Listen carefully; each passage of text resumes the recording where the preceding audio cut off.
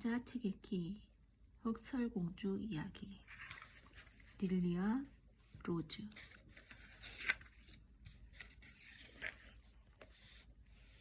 아주 먼 옛날 깊은 숲속에 나무꾼 아버지와 딸이 살고 있었다.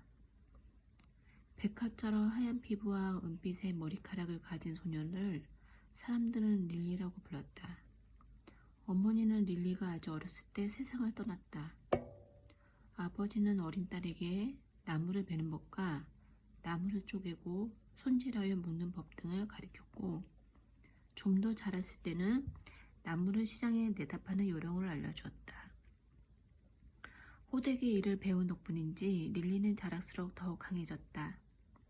어른이 되자 그녀는 온종일 일에도 지치지 않고 무거운 도끼를 거뜬히 휘둘러 나무를 쪼갤 수 있었으며, 엄청난 양의 장작 더미를 등에 지고 시장까지 나르게 됐다. 또한 그녀는 나무를 깎고 다듬는 재주가 뛰어나 솜씨 좋은 목공가의 자질을 갖추고 있었다. 딱 두 가지 문제만 아니라면 그녀는 고되지만 평화로운 삶에 그럭저럭 만족하며 살아갈 수 있었다. 첫 번째는 아름다운 외모 때문에 생기는 곤욕스러운 일들이었다. 동네 악당들은 릴리가 시장에 가는 날이면 길에 숨어 있다가 덮치곤 했다. 그들은 릴리의 나무를 훔치고 옷과 머리카락을 잡아당기고 넘어뜨리는 등 거칠고 유치한 행동으로 끊임없이 릴리를 괴롭혔다. 이런 행동은 대개 릴리의 관심을 끌기 위한 것이었지만 그녀를 화나게 할 뿐이었다. 어느 날 릴리는 너무 화가 난 나머지 참지 못하고 그들에게 맞서 싸운 적이 있었다. 한 무리의 녀석들이 덤볐고 그녀는 장작을 휘두르며 대항했다. 한 녀석은 이빨이 부러지고 또 한 녀석은 코가 깨졌으며 어떤 녀석은 팔이 부러졌다. 복부를 걷어차인 녀석은 내상을 입었을 정도였다. 이 일로 인해 그들은 릴리에게 알기를 품게 되었다. 또 한 가지 문제는 아버지에게 닥친 불행이었다. 어느 날 아버지는 나무를 베던 중 쓰러지는 나무에 오른쪽 팔이 깔려 더 이상 팔을 쓸 수 없게 되어버렸다. 그때부터 아버지는 일을 할 수가 없게 되었고 릴리 혼자 나무를 쫓겨낼 뿐만 아니라 모든 일들을 해야만 했다.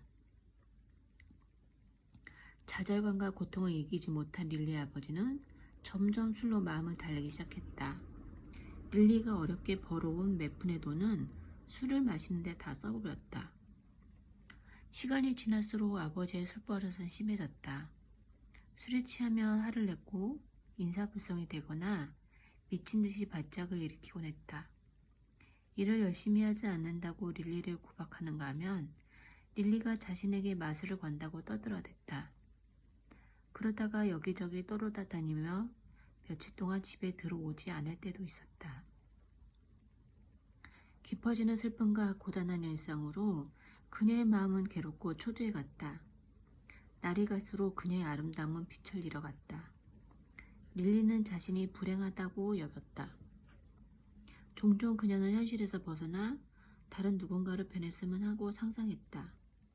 그러던 어느 날 숲속에서 나무를 하던 그녀는 시냇물에 왕가의 장식을 가득 딴 구마 한 마리가 서 있는 것을 보았다. 말이 불안하게 이리저리 움직이는 모습이 심상치 않아 보였다. 냇물을 건너 가까이 가서 보니 한 기사가 말귀를 잡은 채 쓰러져 있었다. 갑옷을 입고 있는 것으로 보아 전쟁터에서 부상을 당한 몸으로 냇물을 건너다 말에서 떨어진 것임이 틀림없었다.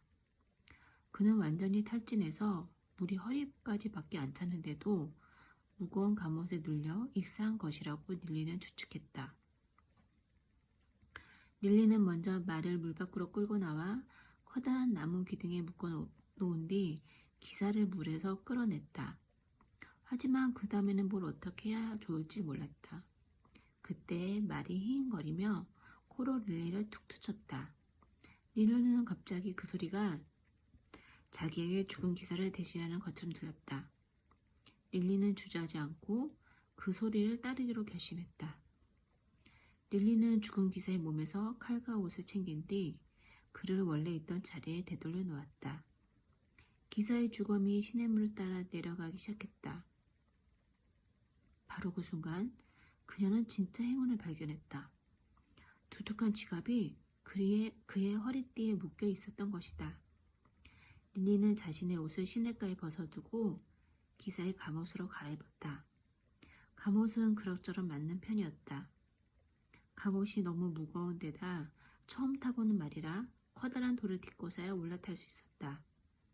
그런데 신기한 게도 말리 오르는 순간 릴리는 힘이 막 솟아나는 것을 느꼈다. 릴리가 말을 쓰다듬으며 말했다. 이제부터 널 행운이라고 부르마. 릴리는 자세를 가다듬었다. 그녀는 등에 크고 무거운 남자형 토끼를 짊어지고 있었다. 말을 탄 그녀의 모습은 유형 있어 보였고 목소리는 힘이 넘쳤다. 가자, 행운아. 릴리가 탄 말은 힘차게 달려서 숲속을 벗어났다. 처음에 릴리는 집으로 가서 당장 그동안 벌어졌던 일을 아버지에게 말하려고 했다. 그러나 아버지는 행운이 가져다준 돈을 고작 술 마시는데 다 써버릴 터였다. 어쩌면 사람들은 자신이 기사를 죽이고 돈을 훔쳤다고 오해를 할지도 몰랐다. 그렇게 되면 교수대로 보내질 것이 뻔하다고 생각했다. 그래서 릴리는 아버지가 1년은 좋게 먹고 살만한 돈을 오두막 앞에 던져놓고는 멈추지 않고 말을 달렸다. 마을로 가는 길에 릴리는 전에 그녀를 괴롭혔던 청년들과 마주쳤다. 릴리는 가슴이 두근거렸다. 저들이 날 고발할지도 몰라.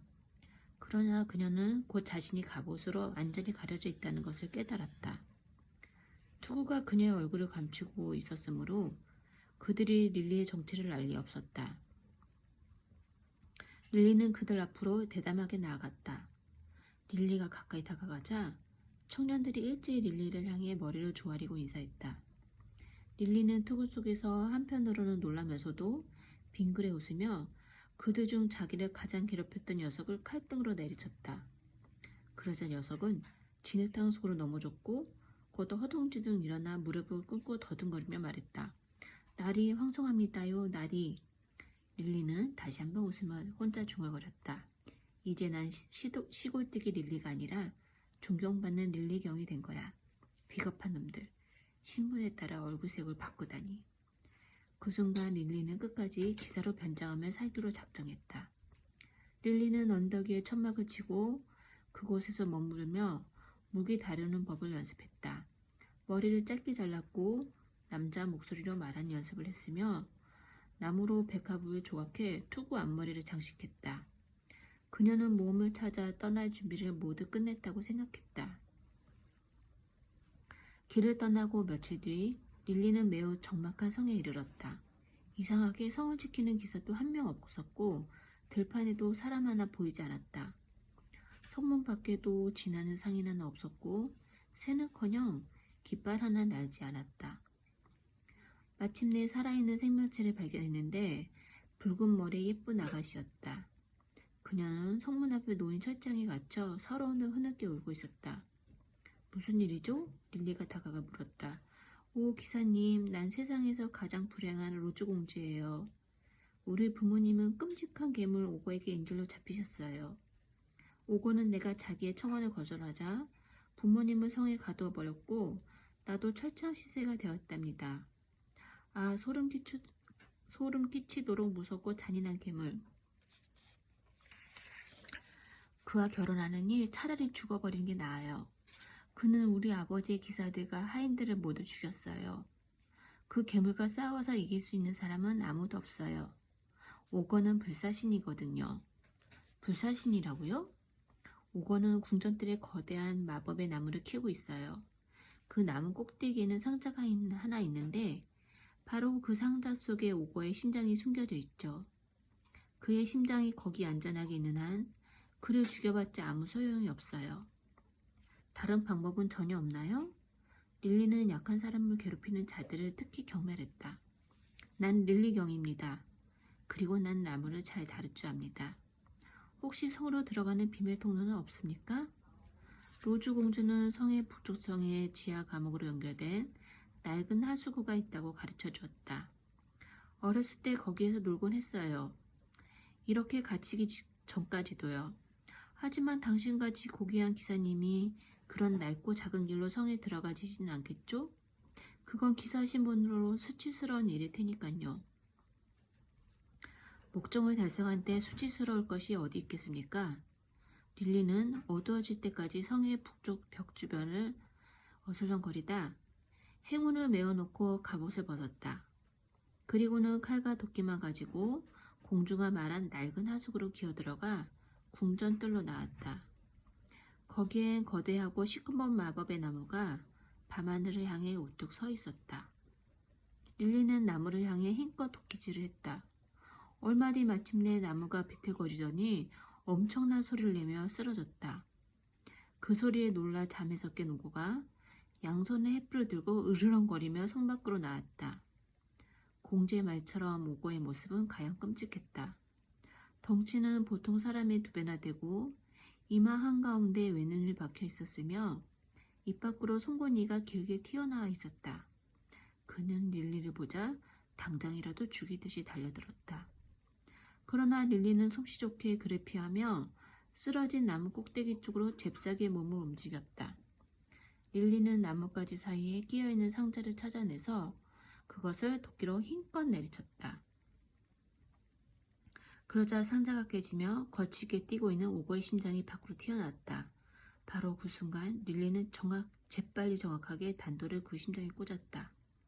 그때 막 릴리를 붙잡으려던 오고가 얼굴을 땅에 쳐박고 쓰러졌다. 릴리는 죽은 괴물의 허리띠에서 열쇠 꾸러미를 꺼내 로즈 공주를 찻장에서 꺼내주었다. 로즈 공주는 감금에서 풀려나자 릴리를 껴안고 입을 맞추었다. 당신은 내 3명의 연인입니다. 용감한 릴리경. 로즈 공주가 기쁨에 넘치는 목소리로 외쳤다.